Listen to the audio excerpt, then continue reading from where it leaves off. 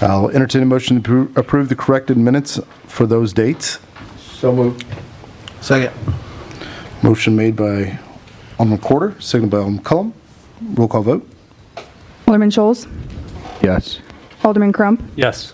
Alderman Quarter, Yes. Alderman Cullum, Yes. Alderman Jaspering, Yes. Alderman Delaloy. Yes. Motion passes 6-0. Thank you, Melody, and please try and get better. I got one more item for you. Okay, well, do you want me to read it instead of you? That's all right. Thank you, though. Okay. So this is informing you of a change for resolution number 336 that was used at the last meeting. It was a scribe error. I used the incorrect number. So that resolution is going to be on the books as resolution number 337. Nothing changed in the body of the resolution. It is just a change to the number. In the books, we got it. And that doesn't need to be voted on, is that correct? No, sir. All right, I appreciate it. Have a good evening. Thank you. All right, next will be public comments. Can we go ahead and read these off? Okay. Public comments will be for the planning and zoning items of East Walton Living, which would be PUD 79, Forest Ridge Townhomes, CUP 77, Forest Ridge Townhomes SP-152, Forest Ridge Townhomes SUBD-96, Valvoline Conditional Use Permit CUP-80, Valvoline Site Plan SP-151, Orange Blossom Phase 3 Zone Change ZC-69, Orange Blossom Phase 3 Planned Unit Development PUD-81, yes, correct. And then Orange Blossom Phase 3 Preliminary Plat of SUBD-98. If any of those are of concern to anybody in the public, you are more than welcome to come up and step to the podium. We ask that you state your name. You'll have 5 minutes to speak.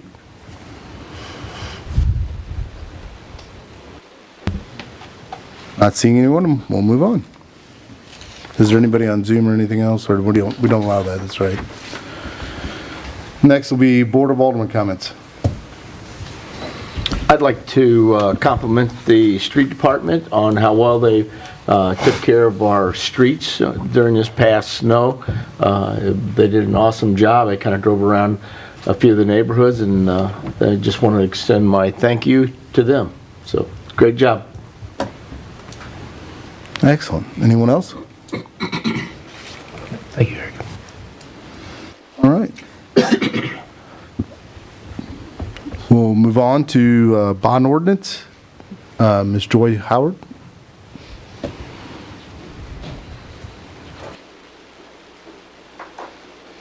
Hi, everyone. Hopefully you remember me. It hasn't been that long since I've been here. I'm the city's financial advisor for bonds and lease financing, and with me I'm looking the wrong way, is Mark Grimm from Gilmore and Bell. He's your bond counsel. So I'm going to just spend about 60 seconds talking about the sale results on the tax increment revenue bonds, and Mark is really the person you need to talk to about the ordinance and any of the other legal documents associated with this transaction. So the last time I was here, we had received proposals for the tax increment financing, and we selected Stiefel Nicholas. In their proposal, the proposed yield on the bond was 3.625%. And for those of you who've been watching the market lately, you'll notice that interest rates have started to go up. In spite of that, Stiefel was able to successfully sell the bonds with a rate still at 3.625%. They added a very small discount, so the yield was 3.644%, just ever so slightly higher than the original proposal. So we were very successful. The transaction went very smoothly. We'll be closing on the 27th, and you will no longer have to worry about funds going to the developer. You'll be worrying about making payments to the bondholders, and Dana will be largely responsible for keeping track of those funds. She's been doing a wonderful job. Actually, Brandy too, but Dana has had the brunt of having to help us with the numbers. Good evening. I saw many of you 2 weeks ago, and so I just want to point out that the ordinance that you received tonight, and I think Brandy sent out revised documents to you all. For 2 weeks ago, the ordinance had blanks in it because the bonds weren't yet priced, and so we've filled in the final principal amount of the bonds in the ordinance. Then the various documents that are attached to the ordinance have been completed with the insertion of all the final numbers for the deal. So, it's great, as we discussed a couple weeks ago, to get the city's credit, remove the city's credit from behind any TIF bonds that are payable solely from the TIF revenue. So it's a great pricing for the city and very successful. So I'd be happy to answer any questions you have on the ordinance or any of the documents that we've prepared. Actually, I want to restate that. I had forgotten to mention that, which is in the way the documents were originally written, the city had to pledge to contribute funds above and beyond what was required by the TIF statute. And the city had done that in order to be able to complete the financing and make the developer happy. But when we sent out the request for proposal and in the final documents, we were able to eliminate that provision altogether. So the city's only obligation now is what's in the statute, basically. Thanks for mentioning that. That's a really important point. Any questions? I don't have any. Anybody? No. We'll stick around until the ordinance is, I'm going to stick around and get documents signed after the meeting, so if you think of anything, let us know. Appreciate it. Thank you. Again, as I mentioned 2 weeks ago, Brandy and Dana and your whole staff have done a great job, so we really appreciate their help. Thank you. All right, finished off my notes. Thank you. Next, we'll hear from City Administrator Brandy Walters. The first thing that I have for you tonight is 2021 accomplishments. I have provided you with a list of those. This is kind of an overview of just the highlights that each department has. Each department's going to go over their main highlights tonight, so I won't bore you with it twice. I just wanted to say that considering this overview over this last year, having staff shortages, having the pandemic, dealing with all of that, quarantining and all of that, I think our departments did very well this year, this past year, for their accomplishments, considering all that we've gone through. I think they did really well. That's the one thing I have for you tonight. Did you guys have any questions about those? No, I think more so a statement from me, I know. I think it's good to note that I think some people can see this or review this, especially we have it posted online, but for dealing with shortages and manpower, we've rebounded from that, and I can congratulate all of you guys. I know it's not easy, especially dealing with the stress of not having them, but especially training new ones, it can be a little tough. So I can tell you, at least from my standpoint, thank you for what you guys have done and what you guys continue to do. I think it's pretty telling that we were able to hire 44 new people from last year's, especially as hard as it is to get people to want to go to work. And obviously, you as management have done an awesome job of putting yourselves out there and doing the right thing to have these people want to go to work for you. So I congratulate you. So I'm reading that right, 22 new businesses, right? Yeah. Yeah, I'm sure somebody will highlight that, but I'll highlight it again, 22 new businesses. That's pretty nice to do right after a pandemic or during the pandemic, because I think some people say we're still in the middle of it. Some people say, hey, it is what it is. We got to learn how to deal with it. I'll tell you in a second. Learn to live with it. It's here, and we can all be fine. The next thing that I have for you tonight is the approval of the flex time for 2021. So for those of you that don't know how this works, this is a benefit that we give to all salaried employees. So the normal full-time position is 2,080 hours per year. Our salaried employees are, they work up to 100 hours over that, so 2,180 each year. If they go above and beyond that 2,180 in their hours throughout the year, they get 23% of that back in benefit time that they can use from February 1st through January 31st of the following year. So this is a list of those salaried employees and where they ended up at the end of the year. As you can see, we had 9 people who qualified for this benefit, 3 of which they opted to take a flexible schedule, which a flexible schedule is just if they find that their department is covered for this week, they've worked at a board meeting for 3 or 4 hours, if they've gone to extra meetings throughout the week, they're able to take off later in the week and kind of, do a basic flexible schedule. So these other 6 that opted in for the hours to be added as far as benefit time, these hours are not paid out at the end of the year. It's a use them or lose them.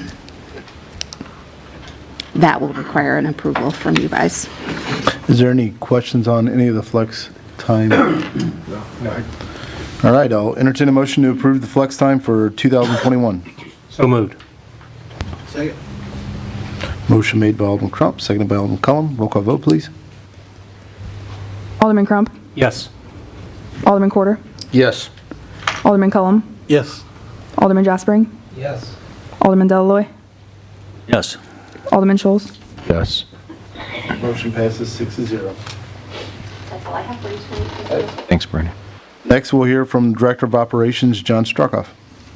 Good evening. The only thing I have for you tonight is the annual admin report. I just kind of wanted to go over a couple things on this report. We don't really dive into it real deep every month. So as a year total, the top box is meetings and public records. You can see most of the stuff that Melody does on those things. One thing that I found very interesting is cemetery lots sold and transferred, 46 of them in a year's time.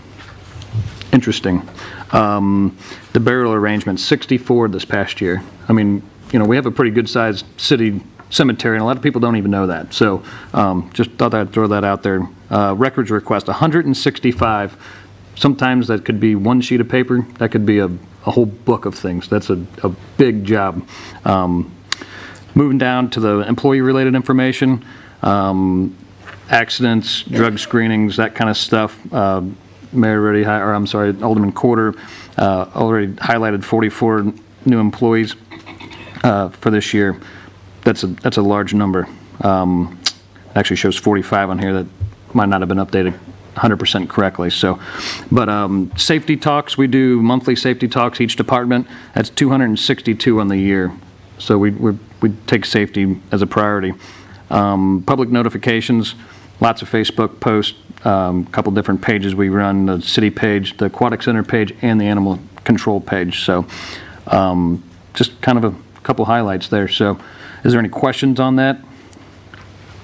I also wanted to add, if you guys have anything else you want to see in these reports, whether it be the admin report or any of these other department head reports monthly, let us know. We'll get it on the report. We can revise the current reports, whatever you want to see, we're open to changes. So hopefully we get more tournaments this year.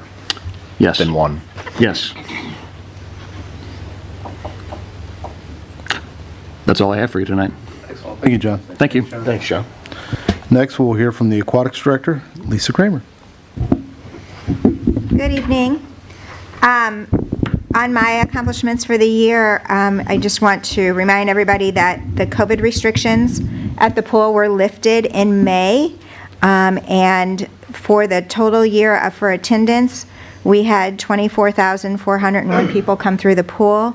In 2019, we had 5,300 less, but then in 2020, we were 12,570 more. So we were only 5,300 behind where we were on a normal year in 2019. So things are looking up for the pool, hopefully with attendance. We did hire 23 new lifeguards this year. 22 of them were certified in CPR and first aid. One of them came to us already certified. We gave 450 private swim lessons this year. And membership-wise, we sold 58 family memberships, which had an additional 183 kids or spouses part of those family memberships.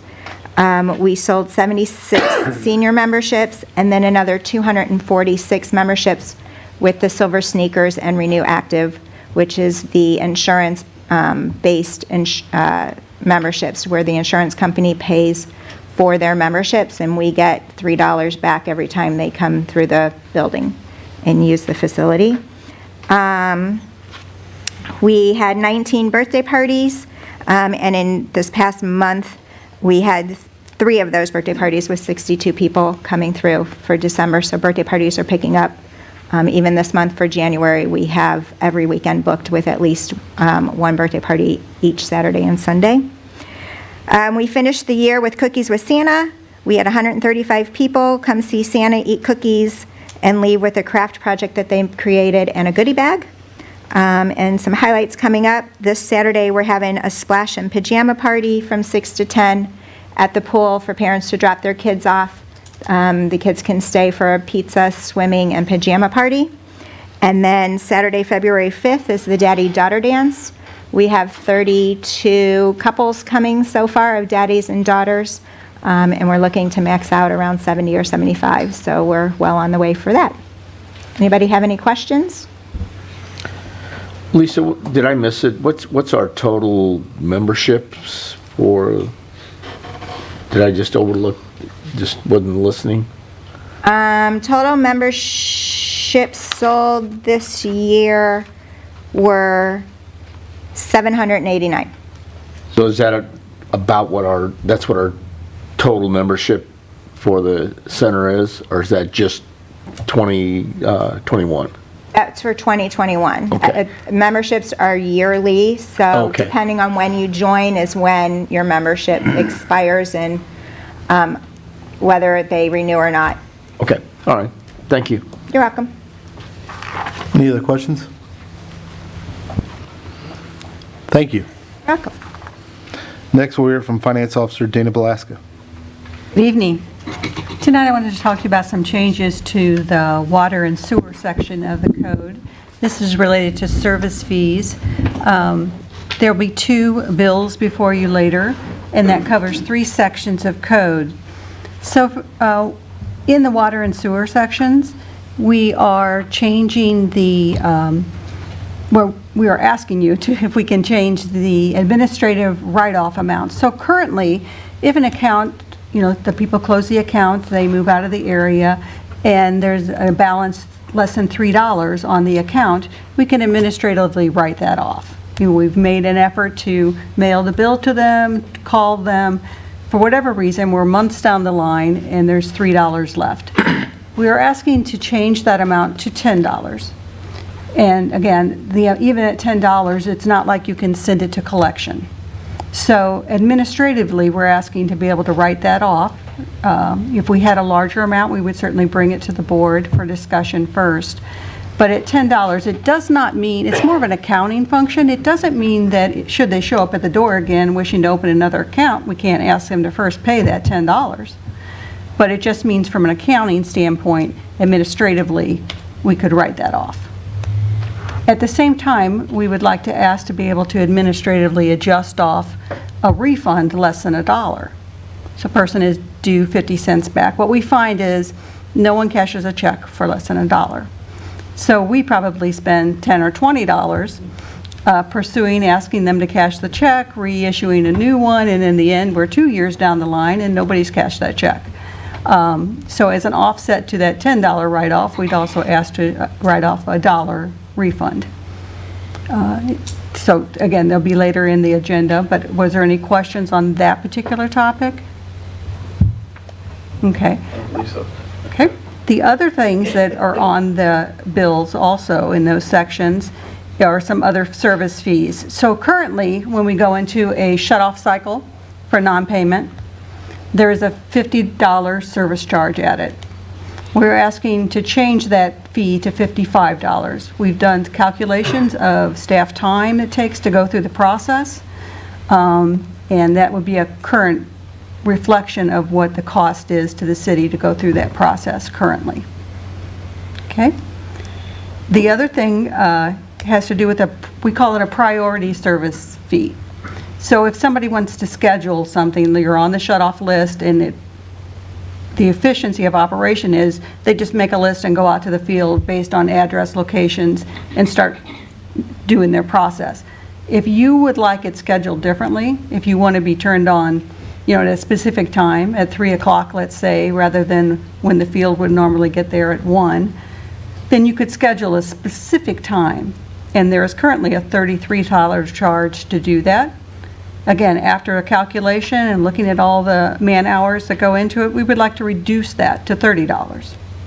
So in this case, it happens to go down a little bit. We haven't looked at these in a few years, so most of it's just kind of a correction on that. We have currently not a fee that we charge when we send somebody out after hours, so it's overtime. It's shut-off day, it's 6 o'clock at night, you just figured out that you need service and you'd like it on tonight. So in the past, we just charged that priority fee of $33, but in reality, we're paying somebody overtime to go out.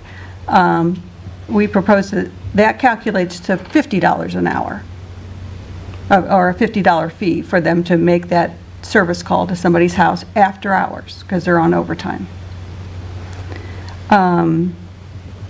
The other thing that's in the changes is a same-day service. So currently, the code says we'll provide same-day service as long as we get your request by noon.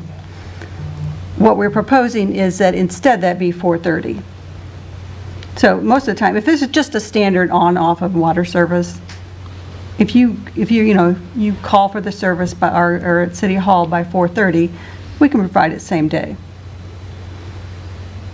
So that's just a little correction. That's pretty well the way they've been operating, so that's just a correction to code. So again, there's 2 bills before you later, but if there were any questions on those topics that I could answer, I'd be happy to. Any questions for anyone? No. I think they're pretty self-explanatory. Thank you. Anything else? Nope, that's it. All right. Next, we'll hear from Ground Maintenance Director, Brad Boozy-Cruz. Sorry to make you walk up to the podium, Brad. Those people have been sick. Good evening. You have my annual report. A couple of notable things is the mowing. Did over close right at 4,200 hours of mowing for last season. Did 2,853 hours of maintenance, and that's everything from working on equipment to, just anything that we have to do. So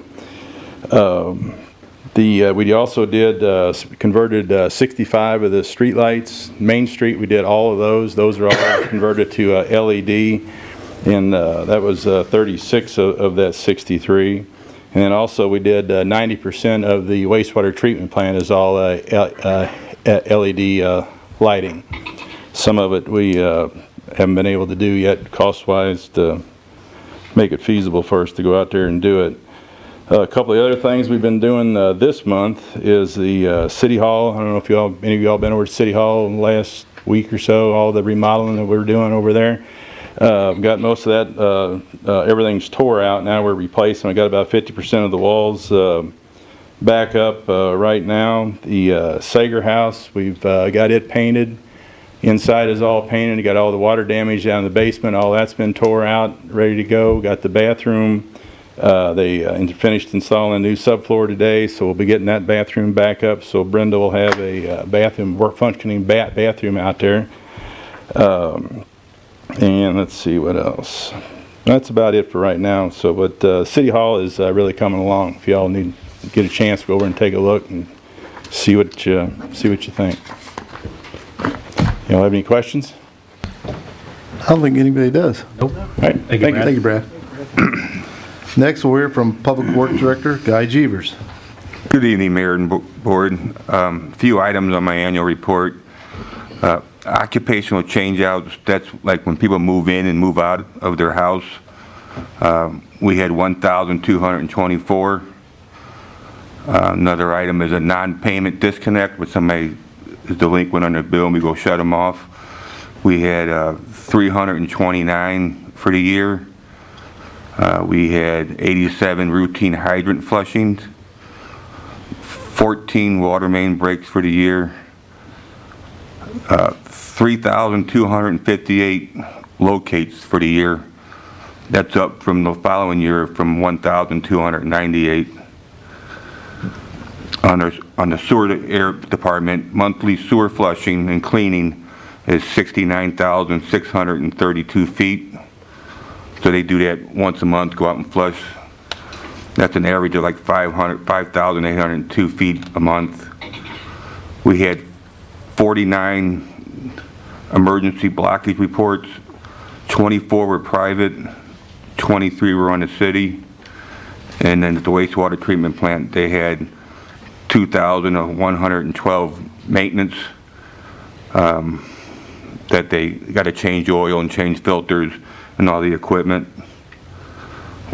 Some of the items that we took care of this year was we plugged well 5 with DNR approval. That was by the old fire station.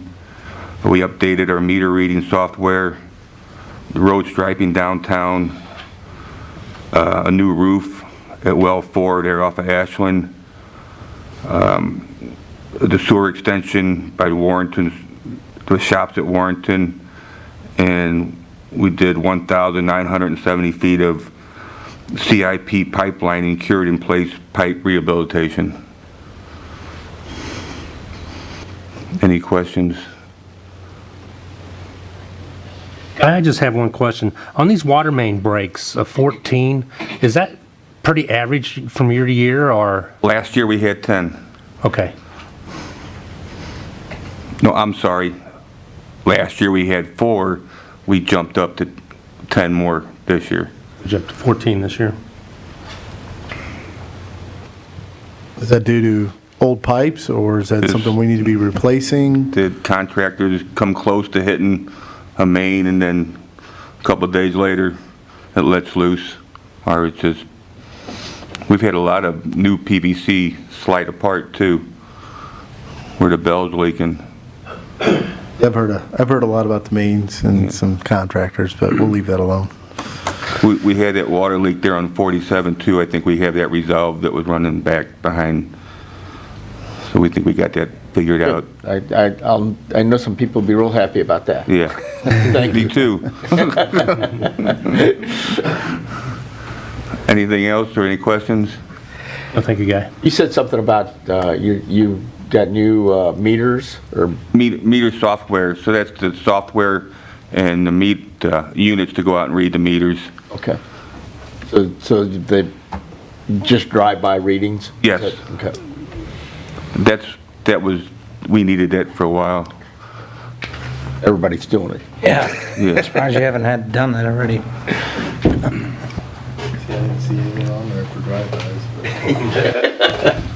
So we'll hear about that here in a little bit. Thank you. Thank you. Thank you, Guy. Next, we'll hear from Building Commissioner Mike Ross. Good evening, Mayor and Board. You have my annual report. I'll touch on a few of the highlights. 35 single-family residence permits this year, which was a pretty good feat with the shortage of materials, the cost of materials. But hopefully with the development of Pickney going in this year, we'll increase that. We had 12 multifamily permits, which equals about 114 units, and that's between Pollard Properties and Creekside Apartments, which has been a nice change. Some commercial work from looking at residential. Adam Pollard Properties has, acquired all of the Hicks properties and have really turned those around to make them look like they belong in the city. He's done a really good job. As some of you see, the Farmers Mutual building is up out of the ground now. There's steel in the air.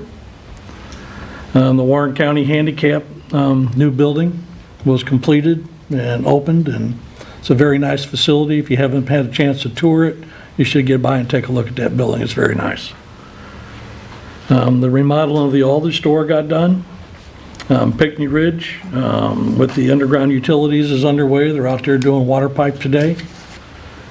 So hopefully by late spring, we'll start seeing some roads coming in there and seeing some development happening. Hawthorne Hills has got 7 homes under construction, and Cozart has started the final 9 of Phase 3 in Walnut Hollow. Not a bad year all in all from what we've had. No, doesn't sound like it. Any questions for Mike? Hey, Mike, on those residential inspections, 429, are those the ones like when they sell a house now, they have to get that inspection? Yes. Okay. And are you guys finding stuff during those inspections, or? You know, in the very beginning of the program in 19, when we started, we were finding quite a lot, but I think everybody's been acclimated to the program pretty well now. And we're finding a lot of minor things, a few major things here and there, but mainly minor. Okay, good. Yep. Any other questions? Thank you, Mike. Thanks, Mike. So, next we have from the Warrenton Police Department, Lieutenant Justin Unger. Good evening, Mayor and Board. For the chief, who's not here. No, he is not. Good evening, Mayor and Board. The Police Department annual summary was sent to you that highlights everything from 2021, but if you don't have any questions about that, I have a couple highlights that I'd like to go over, but are there any questions about that annual report first? Go ahead. All good? Okay. So our first accomplishment that, of course, I'd bring up would be our Clia Accreditation. To us, this is not just a huge accomplishment for the year of 2021, but in our department's history to have the policies that we have. And I know there's been a lot of mention in past BOA meetings about the process of Clia, but just something I wanted to mention is how it's working for us now. Watching every day on how these policies work and how we meet these standards really shows me that our PD is functioning with transparency and policy. That's an achievement that we're very proud of because ultimately we believe that gives the citizens a much better police department. So that is the first and obvious accomplishment that we have is our Clia accreditation that we're very proud of. Next, something else I wanted to make note of. I know it's also been mentioned before, but our agency has 2 drug recognition experts. Not only do we have those positions, but those guys have done a phenomenal job so far since they've been appointed as drug recognition experts. A couple things just to kind of bring up. One, these guys, they're not just making a difference with their expertise and being out there to make the calls that they do, being drug recognition experts, but they're also assisting other agencies, and they're doing work to get us some DWI grants and things like that. So to me, what's very impressive about this program so far is both of our DREs, they're one of 158 DREs in the state of Missouri, and see, they got a lot of rules that they have to follow. So they have to evaluate at least 4 different cases in 2 years. And so far, our Warrenton officers that are DREs have already done 12. So they're way ahead of where they should be. And this, without a doubt, makes our roadways safer when we're out there employing drug recognition experts. The last thing that I have for you, just another thing that I thought would be an honorable mention here is the work that our Detective Bureau has been doing in this last year in 2021. They've been a little busier than usual. They're a little short-handed. You know, we've got 2 detectives and they've got a very heavy caseload. But either way, they still have a very impressive solve rate. And to kind of put that into perspective, our 2 detectives have solved 60 of 71 total cases this year. And that's a solved case, so that's 85% with 2 of them. And between the 2 of those detectives, they have recovered over $290,000 in property. So none of that is even including what the patrol division may recover, but that's the work our detectives have been doing in 2021. So that's all I have. If you guys don't have any questions for me. So I'm going to have you shoot from the hip. You may not have the numbers.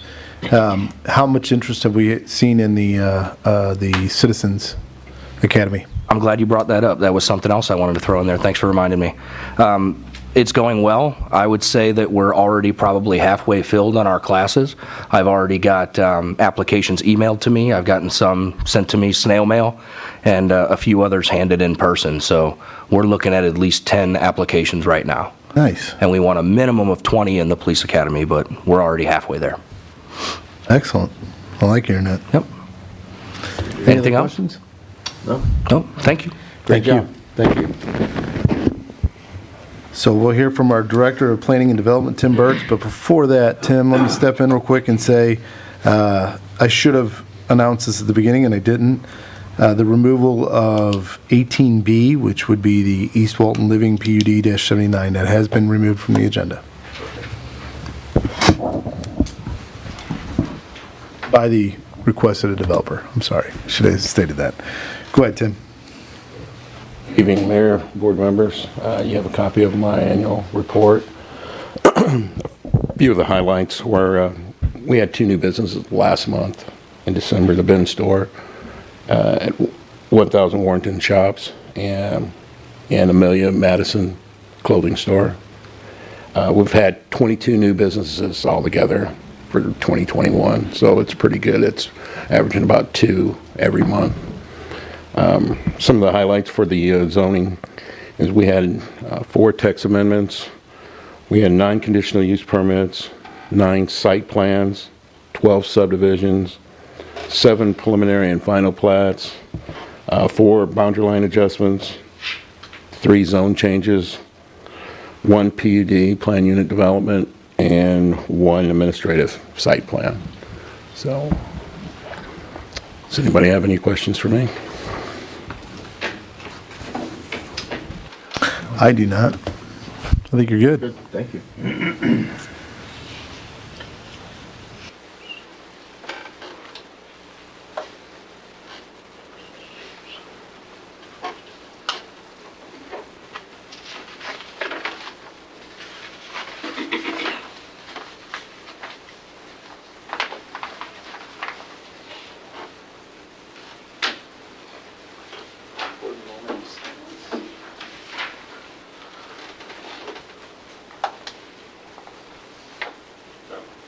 You're good. Go ahead.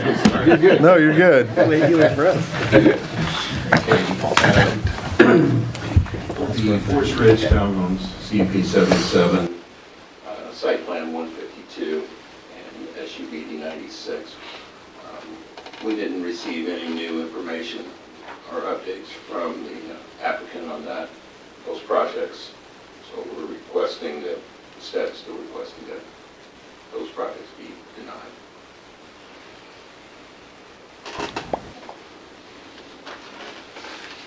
This is the part that I feel like I have to explain. If we're either going to go to the negative or the positive in this, correct?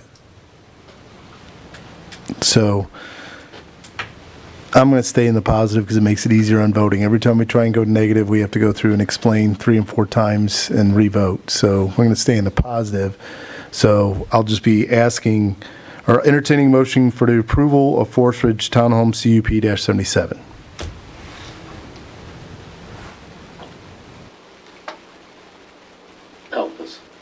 I'll entertain a motion for it, and then we can say yes or no on the vote. But I just need somebody to fulfill the motion if they choose to. So be. Second. Motion made by Alderman Quarter, seconded by Alderman Crump. Roll call vote. Alderman Quarter, Yes. Alderman Cullum, Well, hold on. This is to approve it. Oh, this is to prove, okay, no. okay. Sorry, I'm sorry. Alderman Cullum, No. Alderman Jaspering, No. Alderman Delaloy, No. Alderman Scholes, No. Alderman Crump. No. Motion is denied, 6-0, or fails, 6-0 for the noes. Go ahead. I know it's confusing as heck, but if I went to the negative, it'd be a lot more confusing than what it is on this one. Go ahead, Tim. So we're still on Forest Ridge Townhomes? Yes. Site plan 152, same information. Applicant has not submitted any new information. Staff is recommending a denial on that. There again, I'll do this in the positive. So I will entertain a motion to approve the Forest Ridge Townhomes SP 152. So moved. Second. Motion made by Alderman Crump, seconded by Alderman Jespering. Is that correct? Correct. Roll call vote. Alderman Cullum, No. Alderman Jaspering, No. Alderman Delaloy, No. Alderman Scholes, No. Alderman Crump, No. Alderman Quarter. No. Forest Ridge Townhomes SP 152 has failed, 6-0, and then negatives. Forest Ridge Townhomes, SUBD 96. The city has not received any updated information from the applicant. The city is recommending denial on that. I'll entertain a motion to approve the Forest Ridge Townhomes SUBD-96. So moved. Second. Motion made by Alderman Crump, seconded by Alderman Schultz. Roll call vote. Alderman Jaspering? No. Alderman Delalloy? No. Alderman Scholes? No. Alderman Crump? No. Alderman Quarter? No. Alderman Cullum? No. Again, it is failed, and it's 6-0 in the negative.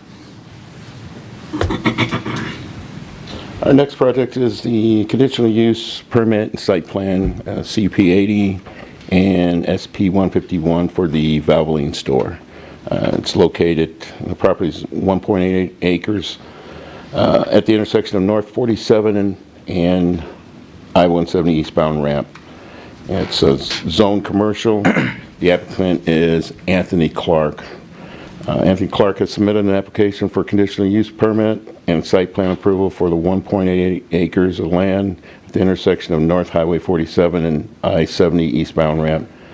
The conditional use permit is request to allow a motor vehicle service and repair facility on the portion of the site for use as Valvoline instant oil change facility. A comprehensive plan, the future land use plan designate the subject site as a corridor commercial. In the comprehensive plan describes the land use is designated as a corridor commercial or strip of commercial development that accommodates heavier commercial activities, automotive-oriented use, and or outdoor operations that are not found in a compatible or mixed-use neighborhoods-oriented environment. The use typically includes office and retail establishment, medium to large-scale businesses, and automotive-oriented use, including drive-through facilities located at the intersection of arterial streets. Development from over time should be transformed to allow more walkable destinations, mix in activities, and connections between developments. The proposed conditional use permit seeks to reestablish an oil change facility in the existing building on the site. I think the site closed in 2016, so they're going to reopen it as another Valvoline quick change. Okay. The conditional use will be consistent with the policies and intent of the Warrenton Comprehensive Plan and the Warrenton zoning regulation. The proposed CUP is consistent with the plan policies of the comprehensive plan. The proposed provides complementary land use by reestablishing a prior use within the commercial area. The site is currently developed and no additional impact are anticipated due to the reestablishment of the use of the site. The use is consistent with adjacent parcels, and the site is located at the intersection of two arterial roadways. The site will be served by existing streets, so no additional improvements are necessary for the site. Existing streets serve similar land use in the area and have been designed to accommodate the proposed intensity of the land use. As far as glare in the stationary or vehicle lights from condition use will not adversely affect the characteristics of the neighborhood and if such lights will be visible from residential district, measures should be shield or direct light to mitigate glare or proposed. No negative impacts are anticipated. No adverse impacts are anticipated for conditional use will not have any substantial adverse effect upon the use of the enjoyment or adjacent and nearby properties or conditions affected the public health, safety, or welfare. The conditional use will design, construct, and operate so as not to interfere with the development and use of adjacent property in accordance with the applicable zoning district regulations.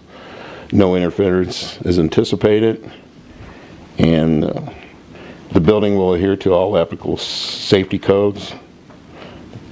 Let's see, the conditional use otherwise complies with all applicable regulations of this chapter. The purpose complies with all all regulations. The site plan analysis is the same as the conditional use. There's several pictures on the report. Trash will be utilized with the existing enclosure on the southern portion of the site, and no additional improvements are required. Okay.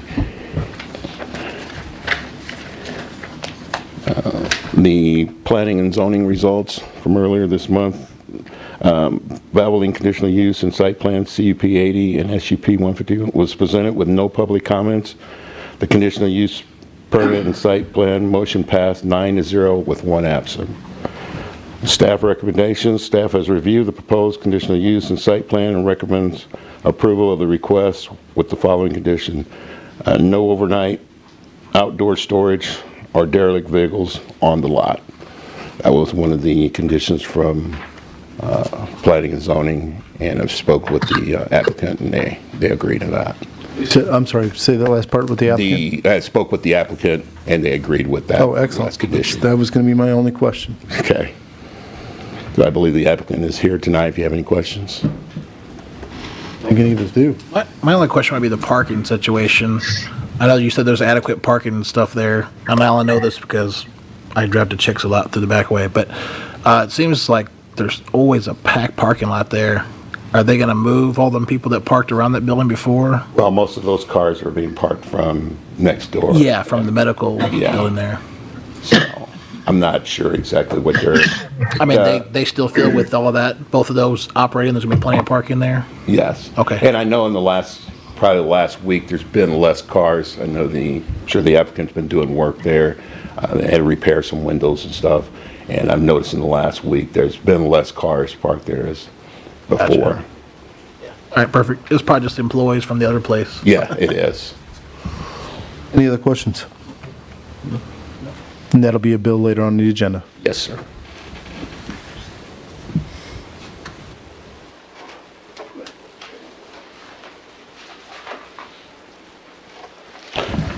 Well, the next one on the agenda is the Orange Blossom Phase 3 rezoning, ZUC 69. It's 4.5 acres of west side of Highway 47, north of Fairgrounds. And rezoning from outdoor public recreation OPR district to high-density residential R3. Ed Schmuzzle has applied for a rezoning of a 4.5 acre portion of land on the west side of Highway 47 north of Fairgrounds Road. The site is currently zoned OPR Outdoor Public Recreation District. The applicant is requesting a R3 high-density district, and a PUD has also been submitted with that. Future land use plan designate the subject site as open/recreation. The site is currently undeveloped and part of the Warren County Fairgrounds as the property is proposed for residential development. The applicant is seeking a change the zoning to residential district. Surrounding development, the area to the south and west of the subject site are zoned OPR, and no changes are proposed to those areas. Property to the north and east is zoned for residential use and is the existing Orange Blossom Estates, a 55 and older community. Staff analysis, as mentioned previously, the subject site is currently zoned OPR, outdoor public recreation. The purpose is seek to remove a portion of the overall fairground site and expand the existing Orange Blossom Estates development to the subject site. While the comprehensive plan designates the area as open/recreation, there are very limited private uses within the district. In order to facilitate the expansion of the current development of Orange Blossom Estates, the R3 designation is necessary to allow multifamily dwellings.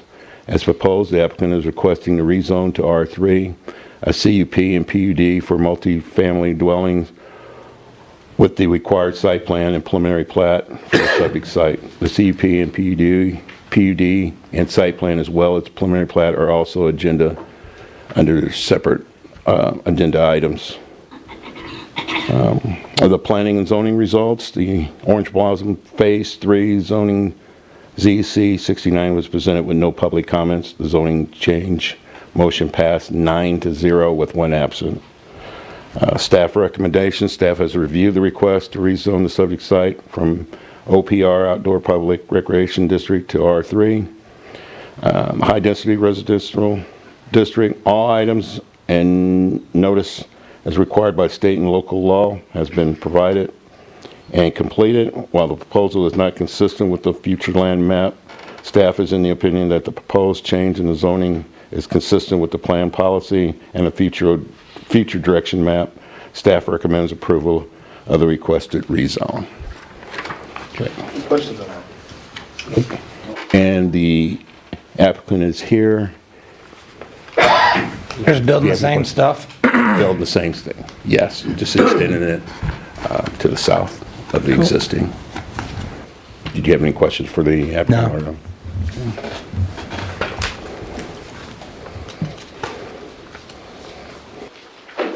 I think we're good. There'll be a bill later on the agenda as well.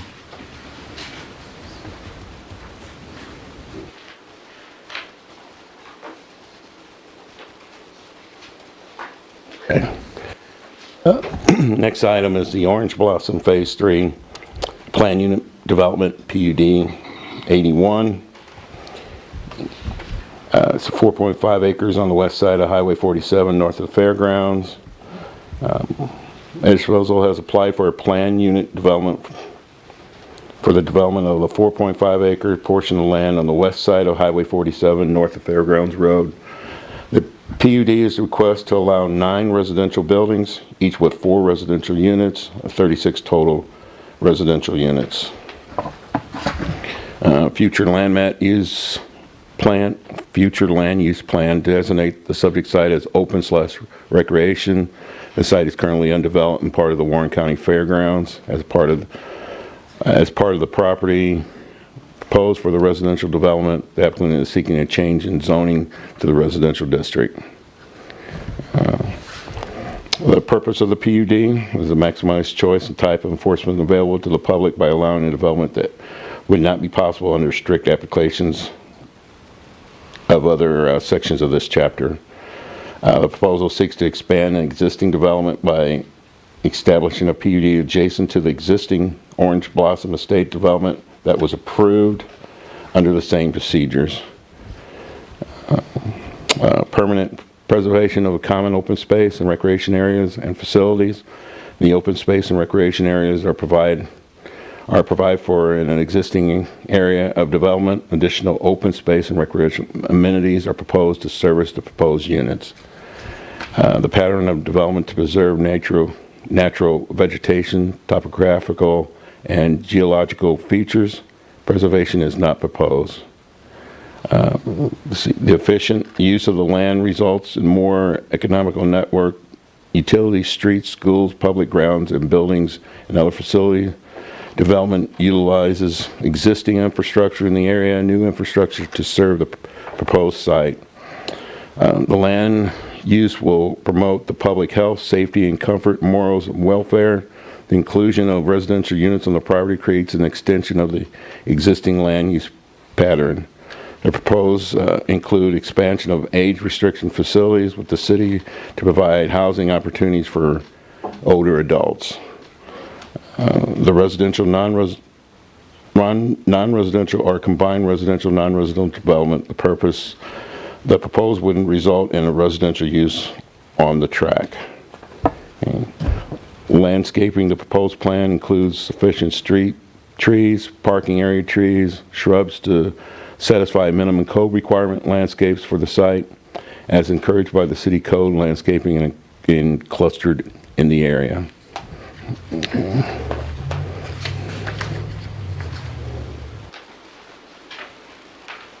A conditional use permit, the staff analysis.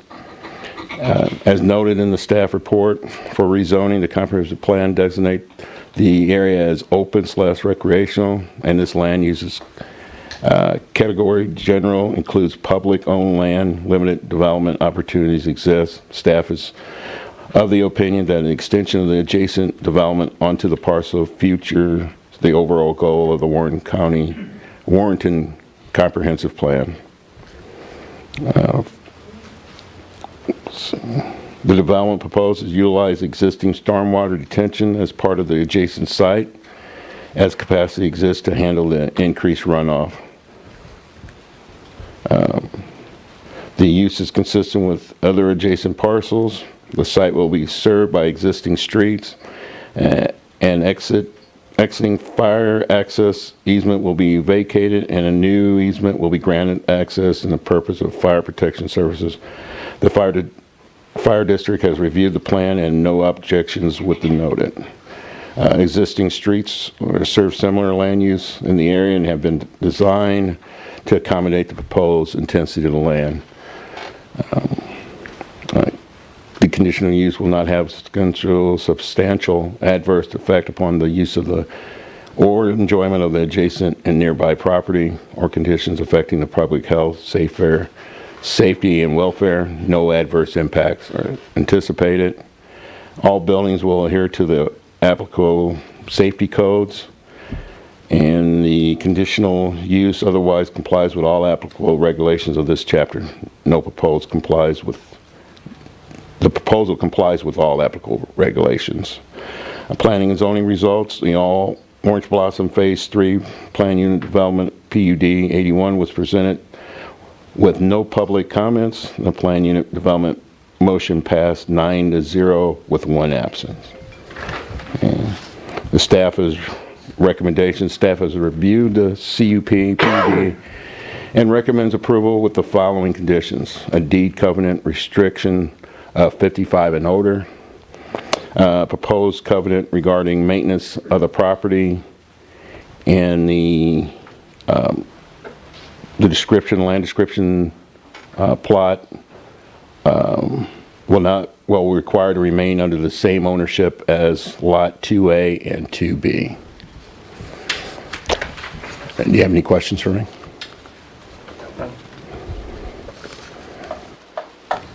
So under the staff recommendations, those are the same regulations they already currently have in place? Yes, sir. Okay. Just for clarification. And that'll be a bill later on the agenda as well.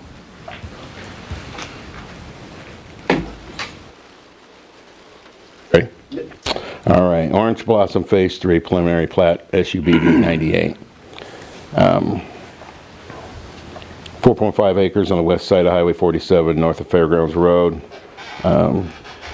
Exposal has applied for a subdivision for development of a 4.5 acres portion of land on the west side of Highway 47, north of Fairgrounds Road. Preliminary plat shows 9 residential buildings, each with 4 residential units and 36 total units. Staff would note the following features of proposed preliminary plat. Sidewalks are included on one side of proposed street and located within the proposed right-of-way, section 410-140. As sidewalks are proposed to be constructed, no contribution to the special sidewalk fund is required. In accordance with section 410.145, described in proposed method of mail delivery, preliminary stormwater design included curb and gutter drains to storm inlets that are then piped to the stormwater detention area. Confirmation of the capacity of the facilities to handle additional runoff should be provided prior to final plat approval. As the project includes facilities accommodating stormwaters from the site, no contribution to the Stormwater Management Improvement Fund is required.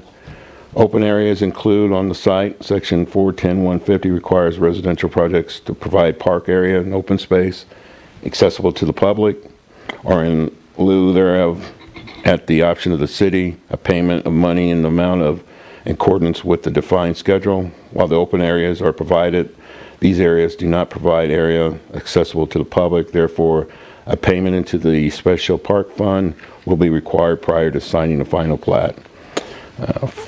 Prior to approval of the final plat, a completion of escrow will be required. Planning and zoning results, or the Orange Blossom Phase 3 preliminary plat, SUBD 98, was presented with no public comment. The preliminary plat motion passed 9-0 with 1 absent. Okay.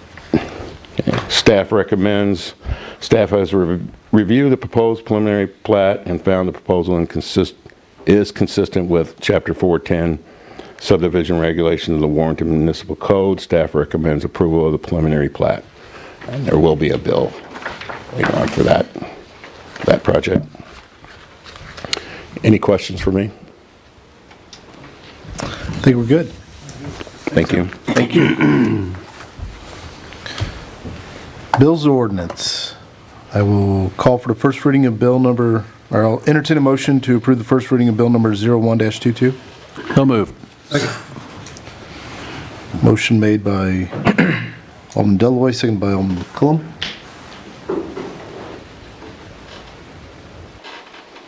Bill number 1-22, an ordinance authorizing the issuance of tax increment and improvement district revenue bonds, Warrenton West Development Redevelopment Project Area 1, Series 2022 of the City of Warrenton, Missouri, to provide funds to finance certain redevelopment project costs and approving certain actions and documents in connection with the issuance of the bonds.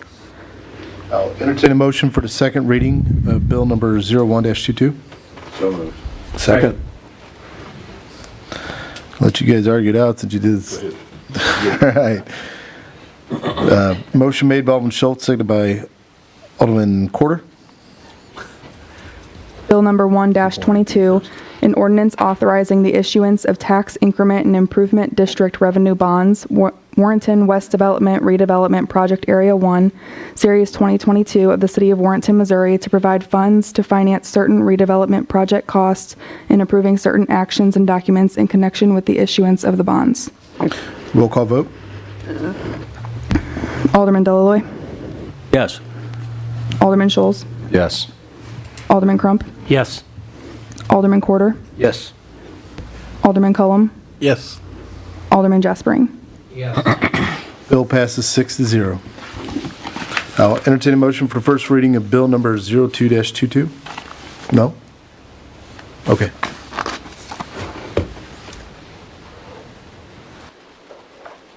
I'll entertain a motion for it. So moved. Second. You should be Well, we're slow tonight. Second by Alderman Crump. Motion made by Alderman Quarter, second by Alderman Crump. Bill number 2-22. An ordinance of the City of Warrenton amending Section 700.160 of the Municipal Code, updating when the finance officer may write off the amounts of final bills. I'll entertain a motion for the second reading of bill number 02-22. Man, I either get nothing or I get four at one time. Who are we going to go with on that one? Who'd you get? Yeah, that's what I said. Motion made by Alderman Schultz, seconded by Alderman Cullum. Bill number 2-22, an ordinance of the City of Warrenton amending Section 700.160 of the Municipal Code, updating when the finance officer may write off the amounts of final bills. Roll call vote, please. Alderman Scholes, Yes. Alderman Crump, Yes. Alderman Quarter, Yes. Alderman Cullum, Yes. Alderman Jaspering, Yes. Alderman Deloy. Yes. Bill passes 6-0. I'll entertain a motion for the first reading of 03-22. So moved. Second. Motion made by Alderman Cullum, seconded by Alderman Crump. Bill number 3-22, an ordinance of the City of Warrenton amending Section 705.240 and 705.260 of Municipal Code to update the city's fees and procedures for the provision of water services. I'll entertain a motion for the second reading of bill number 03-22. So moved. Second. Motion made by Alderman Quarter, seconded by Alderman Schultz.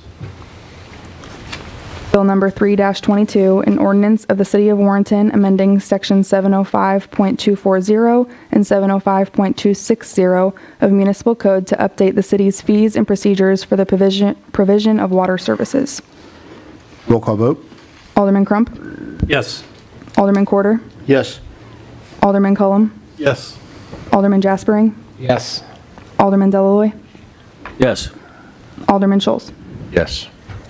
Bill passes 6-0. I'll entertain a motion for the first reading of bill number 04-22. So moved. Second. Motion made by Alderman Schultz, seconded by Alderman Cullum. Bill number 4-22, an ordinance approving a conditional use permit to operate a Valvoline instant oil change facility on a tract of land located at 724 North Highway 47. I'll entertain a motion for the second reading of bill number 04-22. So moved. Who's going to go for it? So, You doing it? yeah, that's fine. Okay. Who's seconding? Second. Motion made by Alderman Corder, seconded by Alderman Jaspering. Bill number 4-22, an ordinance approving a conditional use permit to operate a Valvoline instant oil change facility on a tract of land located at 724 North Highway 47. Roll call vote. Alderman Corder. Yes. Alderman Cullum. Yes. Alderman Jaspering. Yes. Alderman Delalloy. Yes. Alderman Scholes. Yes. Alderman Crump. Yes. Bill passes 6-0. I'll entertain a motion for the first reading of bill number 05-22. So moved. Second. Motion made by Alderman Schultz, seconded by Alderman Corder. Bill number 5-22, an ordinance approving a site plan for a Valvoline instant oil change facility on a tract of land located at 724 North Highway 47. I'll entertain a motion for the second reading of bill number 05-22. So moved. Motion made by Alderman Delalloy, seconded by Alderman Cullum. Bill number 5-22, an ordinance approving a site plan for a Valvoline instant oil change facility on a tract of land located at 724 North Highway 47. Roll call vote. Alderman Cullum. Yes. Alderman Jaspering. Yes. Alderman Delalloy. Yes. Alderman Scholes. Yes. Alderman Crump. Yes. Alderman Corder. Yes. Bill passes 6-0. I'll entertain a motion for first reading of bill number 06-22. So moved. Second. Motion made by Alderman Cullum, seconded by Alderman Crump. Sorry. Bill number 6-22, an ordinance authorizing the rezoning of approximately 4.5 acres located on the west side of Highway 47 and north of Fairgrounds Road from OPR Outdoor Public Recreation to R3 High Density Residential District and amending the zoning district map thereon. I'll entertain a motion for the second reading of bill number 06-22. So moved. Second. Motion made by Alderman Jaspering, seconded by Alderman Crump. Bill number 6-22, an ordinance authorizing the rezoning of approximately 4.5 acres located on the west side of Highway 47 and north of Fairgrounds Road from OPR Outdoor Public Recreation to R3 High Density Residential District and amending the zoning district map thereon. Roll call vote. Alderman Jaspering. Yes. Alderman Delalloy. Yes. Alderman Scholes. Yes. Alderman Crump. Yes. Alderman Corder. Yes. Alderman Cullum. Yes. Bill passes 6-0. I'll entertain a motion for the first reading of bill number 07-22. So moved. Second. Motion made by Alderman Crump, seconded by Alderman Corder. Bill number 7-22, an ordinance approving the conditional use permit for Orange Blossom Phase 3, a proposed plan unit development with senior housing located west of North Highway 47 and north of Fairgrounds Road. I'll entertain a motion for the second reading of bill number 07-22. So moved. Motion made by Alderman Delalloy, seconded by Alderman Schultz. Bill number 7-22, an ordinance approving the conditional use permit for Orange Blossom Phase 3, a proposed plan unit development with senior housing located west of North Highway 47 and north of Fairgrounds Road. Roll call vote, please. Alderman Delalloy. Yes. Alderman Scholes. Yes. Alderman Crump. Yes. Alderman Corder. Yes. Alderman Cullum. Yes. Alderman Jaspering. Yes. Bill passes 6-0. I'll entertain a motion for the first reading of bill number 0822. So moved. Second. Motion made by Alderman Cullum, seconded by Alderman Crump. Bill number 8-22, an ordinance accepting the preliminary plat of the subdivision known as Orange Blossom Estates by the city of Warrenton, Missouri. I'll entertain a motion for the second reading of bill number 08-22. So moved. Second. Motion made by Alderman Schultz, seconded by Alderman Crump. Bill number 8-22, an ordinance accepting the preliminary plat of the subdivision known as Orange Blossom Estates by the city of Warrenton, Missouri. Roll call vote. Alderman Scholes. Yes. Alderman Crump. Yes. Alderman Corder. Yes. Alderman Cullum. Yes. Alderman Jaspering. Yes. Alderman Delalloy. Yes. Bill passes 6-0. And we are at the final. I will entertain a motion to close the regular Board of Aldermen meeting. So moved. Second. Who's wanting to take the second? Because I think two of you said it at the same time. We'll give it to Jaspering. He can close us out.